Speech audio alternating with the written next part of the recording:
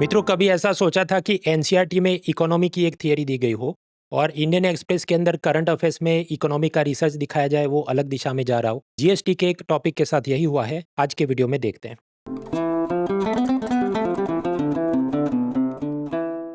सबसे पहले तो एनसीईआरटी की थियरी समझ लेते हैं। इनकम टैक्स का स्वभाव आप जानते हैं कि गरीब आदमी पे 0%, अमीरों पे 30%। तो इनकम टैक्स को कहा जाता है it is progressive in nature. GST की प्रकृति थोड़ी अलग है। चाहे अमूल मस्ती दही है या कोई कार, अमीरों की जेब पर इसका बोझ कम लगता है, गरीबों की जेब पर इसका बोझ ज्यादा लगता है। इसलिए कहा जाता है कि GST is regressive in nature. कैसे, अभी मैं आगे आपको वीडियो में बताता हूं। तो एनसीईआरटी तो इस प्रकार की थियरी बता चुका है, लेकिन इंडियन एक्सप्रेस में एक नई रिसर्च आई, वो अलग दिशा में जा रही है। मान लीजिए एक किसान है जो महीने का 18,000 कमा रहा है और दूसरा एसबीआई का मैनेजर है, महीने का लाख रुपए कमा रहा है। दोनों को एक 10,000 का मोबाइल खरीदना है जिस पर 1800 रुपये जीएसटी है। तो अगर मैं एक टेबल बनाऊं कि फार्मर की इनकम 18,000, उसमें जीएसटी उसने भरा 1800 रुपये, तो उसकी इनकम का 10% जीएसटी में जा रहा है। जबकि एसबीआई का मैनेजर जो लाख रुपए कमा रहा है, उसने सेम मोबाइल खरीदा, 1800 उसने दिए जीएसटी में, तो मैनेजर की इनकम का 1.8% ही जीएसटी में जा रहा है।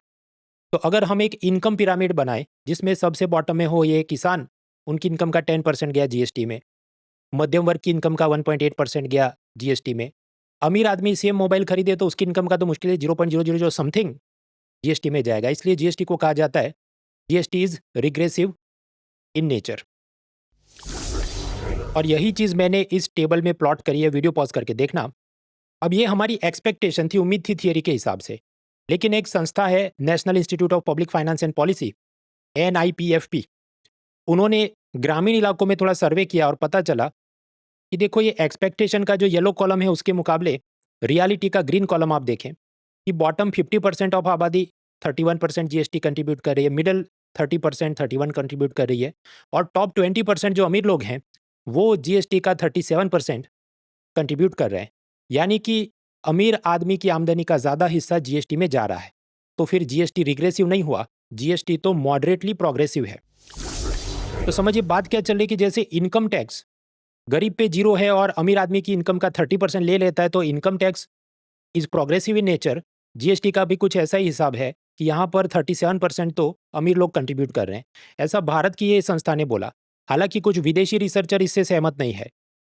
जैसे ऑक्सफैम रिसर्च ने पाया कि भारत के टॉप 10% तो जीएसटी का मुश्किल से 3 to 4% ही कंट्रीब्यूट कर रहे हैं, और भारत की गरीब आबादी ही जीएसटी का 67% कंट्रीब्यूट कर रही है। तो जीएसटी तो रिग्रेसिव इन नेचर है। तो प्रश्न सही कौन है? मित्रों, एक तरफ नेता विपक्ष राहुल गांधी कहते हैं कि जीएसटी गब्बर सिंह टैक्स है, गरीबों पे बहुत बोझ डालता है।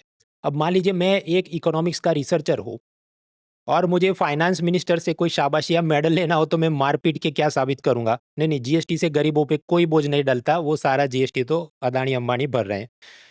तो ऐसा ही कुछ इधर चल रहा है। मतलब अगर रवीश कुमार मेरा इस पर ओपिनियन पूछे तो मैं उनको आनंद आए, उनको सहमति मिले, ऐसी मैं बात करूंगा इस बार कि देखिए ये जो रिसर्च है तोड़ मरोड़ के बनाई गई है। इसमें जो सैंपल साइज था केवल 300 चीज वस्तुओं के कंजम्पशन पे इन लोगों ने पूरे एनालाइज कर दिया है, जबकि देश दुनिया में लोग कितनी सारी चीजें खरीदते हैं। दूसरा, ये जो इनकम ग्रुप्स इन्होंने बना दिए टॉप 20% वगैरह, वो अपनी सहूलियत से बनाए हैं ताकि रिसर्च को मारपीट के साबित किया जा सके। तीसरा, जीएसटी के स्लैब ऐसे हैं कि मध्यम वर्ग पे बहुत ज़्यादा पड़ता है, उसकी बात यहाँ पर एडजस्टमेंट नहीं ठीक से हुआ। और चौथा कि आईटीसी का जो रिफंड बिजनेसमैन को मिलता है उसके साथ एडजस्ट करके भी कुछ सोचना चाहिए था। एक एक करके इन मुद्दों पर मैं अभी बात करता हूँ। मित्रों, ये पत्थर का पूरा पिलर आप देखिए, इसको बोलते हैं मोनोलिथ, एकाश्म, यानी ऊपर से नीचे केवल एक ही पत्थर से पूरा एक खंभा या मूर्ति बनाई गई है। तो जब हम कहते हैं कि टॉप 20% इनकम ग्रुप, तो वो कोई ऐसा एकाश्म या मोनोलिथ नहीं है, क्योंकि उसमें टॉप में आएंगे अदानी अंबानी, और जो भारत के अंदर 10 लाख रुपए भी सालाना कमा रहा है वो भी इसके अंदर आ जाएगा। तो क्या आप ये कहेंगे कि अदानी से लेके 10 लाख कमाने वाले सब लोग ये टॉप 20%, ये पूरा एक ही ब्लॉक है? नहीं, वो तो अलग हुआ ना। क्योंकि अब समझो, टॉप 20% इनकम ग्रुप में आपको आना है भारत में, तो बस साल में 10-12 लाख कमाओ तो भी आप आ जाओगे। अब एक तरफ सरकार ये बोलती है कि अगर आप सालाना 8 लाख रुपए तक कमाते हैं तो आप इकोनॉमिकली वीकर सेक्शन है, ईडब्ल्यूएस है। तो जो 10 लाख कमा रहा है तो उसको बहुत अमीर तो बोल नहीं सकते, क्योंकि आप पिछला बजट याद करो, 12 लाख रुपए तक तो इनकम टैक्स भी नहीं है। इसका मतलब सरकार भी मानते हैं कि ये सब तो आर्थिक रूप से कमजोर लोग हैं। तो इन सबको टॉप 20% में गिन लेना और फिर कहना कि ये सारे लोग 37% ऑफ द जीएसटी कंट्रीब्यूट करें, भाई ये सब लोग इतने अमीर नहीं हैं कि उसको देख के हम ये बोले कि जीएसटी प्रोग्रेसिव हो गया। तो सही से अगर इनको रिसर्च करनी होती तो टॉप 20% का एक सिंगल मोनोलिथ नहीं बनाते, उसमें अलग करना चाहिए था कि टॉप 1%, टॉप 5%, टॉप 20%, उसका ग्रैन्युलर मतलब बारीक बारीक कण कण प्रकार का रिसर्च करते तो ज़्यादा विश्वास बैठता मुझे। दूसरी बात, एक ट्रैक्टर खरीदना है या एक कार, दोनों पर एक समान 28% जीएसटी लगता है। लेकिन आप सोचिए, ट्रैक्टर खरीद सके इतने मालदार किसान की संख्या क्या होगी, मान लो 5। लेकिन ये कार खरीदने वाले मिडिल क्लास फैमिली, और वो भी लोन लेकर खरीदने वाले, वो तो 10, 15, 50 ज़्यादा ही होंगे। तो जब आप जीएसटी कलेक्शन निकालोगे, और अभी हमने देखा कि तो 10 लाख तक कमाता हो तो भी ये सब लोग टॉप 20% में थे, इनका सारा जोड़ के बोले देखो जीएसटी तो प्रोग्रेसिव हो गया। तो ये बात गले नहीं उतरी मुझे। कुछ दिनों पहले मैंने एक वीडियो में बात की थी कि कैसे 12% जीएसटी स्लैब हटाने पर सरकार सोच रही है। उसमें हमने ये अलग अलग स्लैब में से सरकार को कितनी आमदनी होती है देखा था। तो सबसे नीचे आप देखिए 28% वाला जो जीएसटी स्लैब है, तो भारत सरकार और राज्य सरकार मिला के 100 रुपये कमा रहे हैं, तो उसके 13 से 15 रुपये 28% वाला कंट्रीब्यूट करता है। और 18% वाला स्लैब 70 to 75% कंट्रीब्यूट करता है। अब आप सोचिए कि ये सारे जो बड़े वाले स्लैब हुए, इसका बोझ या मार्ग कौन सह रहा है? मध्यम वर्ग। चाहे इलेक्ट्रॉनिक्स का कोई भी सामान, टीवी, फ्रिज, मोबाइल, सब कुछ, चाहे बच्चों का कोचिंग, उस पे भी 18% जीएसटी, और व्हीकल पे हमने देखा 28% जीएसटी। तो ये सारे जो पैसे गए, इतने सारे, ये सब मिडिल क्लास ने ज़्यादा कंट्रीब्यूट किए हैं कंपेयर टू अदानी अंबानी ने कितना कंट्रीब्यूट किया। तो इस कारण से भी इसको प्रोग्रेसिव बोलना मुश्किल है। तो तीसरे मुद्दे तक हम पहुंचे कि जीएसटी के स्लैब ही ऐसे हैं कि मध्यम वर्ग पे बहुत ज़्यादा होता है। अब चौथा मुद्दा कि आईटीसी रिफंड को एडजस्ट करना चाहिए था। मान लीजिए कोई एक यूट्यूब इन्फ्लुएंसर है, इसको किसी बैटिंग गैमलिंग ऐप वाले कंपनी के मालिक ने कहा तुम हमारा ऐप प्रमोट कर दो अपने यूट्यूब वीडियो में और हम तुम्हें लाख रुपए पेमेंट देंगे, और ये एक प्रकार की सर्विस है, इसलिए इस पर 18% के हिसाब से 18,000 जीएसटी भी लगा होगा। तो क्या ये यूट्यूबर ने 18,000 रुपये जीएसटी उस बैटिंग ऐप वाले से कलेक्ट करके भारत सरकार में जमा करने? जवाब है नहीं।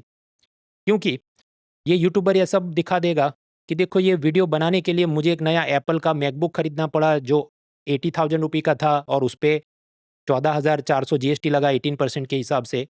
तो ये तो मेरा सब एक्सपेंस है, तो इनपुट में से ये सब एडजस्ट करो, और फिर दोनों का डिफरेंस जो निकलेगा, मतलब 18,000 में से ये करीब 14,400 माइनस करो, जिसे हम कहते हैं इनपुट टैक्स क्रेडिट। उसके बाद जो फाइनल रकम आए, शेष जो बचे 3,600 रुपये ही जीएसटी यूट्यूबर ने सरकार में जमा करना है। आपकेपन इसका प्रोग्रेसिव के साथ क्या लेन देन है, मैं आता हूँ उस पर। तब समझो ऐसा यूट्यूबर या फ्रीलांसर या कोई बिजनेसमैन जब भी जितना सारा इलेक्ट्रॉनिक्स और सामान खरीदता है, वो तो ऐसे रिफंड लेते रहता है।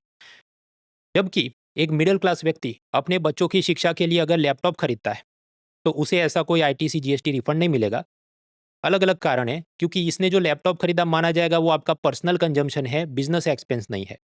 दूसरा, जीएसटी का ये रिफंड लेना है तो आपको जीएसटी में बिजनेस रजिस्ट्रेशन कराना पड़े, लेकिन वो बड़े लोगों के लिए हो जो मान लो साल में 20 लाख 40 लाख ऐसा एनुअल टर्नओवर जिनका हो।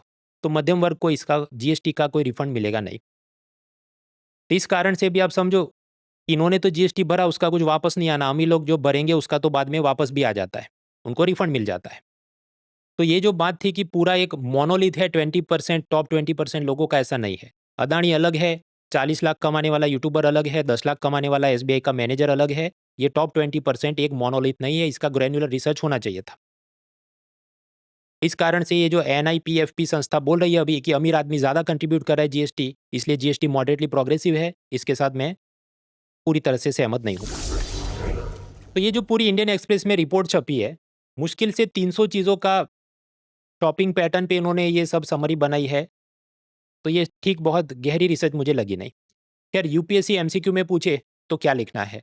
स्वाभाविक है एनसीईआरटी में जो लिखा वही लिखना है कि GST is regressive in nature, और हम ये बात तब तक कायम रहेंगे जब तक अगर इकोनॉमिक सर्वे अगले साल अगला कुछ बोल दे, तो फिर हम अलग प्रकार से सोचेंगे।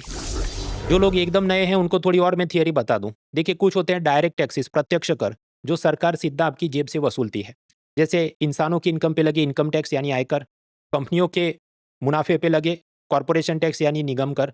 तो ये प्रोग्रेसिव होते हैं, मतलब जितना ज़्यादा आप कमाते हैं तो आपके ऊपर ज़्यादा परसेंटेज ये टैक्स लगते हैं। तो direct taxes are progressive in nature. उसके मुकाबले इनडायरेक्ट टैक्सेस जैसे ये मोबाइल, टीवी, फ्रिज, गाड़ी, कोला सब पे लगना वाला जीएसटी, पेट्रोल डीजल पे लगने वाला एक्साइज और वैट, इंपोर्ट एक्सपोर्ट पे लगने वाली कस्टम्स ड्यूटी, ये सब ऐसी चीज़ें हैं कि गरीब की जेब पे ज़्यादा बोझ डालती है, अमीर की जेब पे कम बोझ डालती है। इसलिए इनको कहा जाता है रिग्रेसिव इन नेचर। बाकी मित्रों, यूपीएससी 2026 प्रीलिम्स के लिए मेरा इकोनॉमी का कोर्स लास्ट वीक 17 तारीख गुरुवार से शुरू हो गया। गुरु, शुक्र, शनि, रवि क्लासेस होते हैं। हैंड आउट पावर पॉइंट के साथ हम कॉम्प्रिहेंसिव पढ़ाई कर रहे हैं, प्रीलिम्स और मेंस दोनों को टारगेट कर रहे हैं। और अनअकैडमी सब्सक्रिप्शन के तहत ना केवल ये इकोनॉमी, बाकी सारे सब्जेक्ट, जीएस का prelims, mains, theory, current, CSAT सब कुछ इसमें इंक्लूडेड है। आंसर राइटिंग भी इंक्लूडेड है केवल 19,999 में, और उसमें भी up to 12 month extension free using the discount code mrunal.org। और अगर आप कॉलेज के फर्स्ट सेमेस्टर में हैं और आप 3 साल बाद एग्जाम देना चाहते हैं, धीरे-धीरे अभी शुरुआत करनी है, तो अनअकैडमी का न्यू बैच भी शुरू हो रहा है। बाकी डिटेल्स डिस्क्रिप्शन में है। डिस्काउंट कोड याद रहे mrunal.org। Let's crack it. Unacademy. Let's crack it.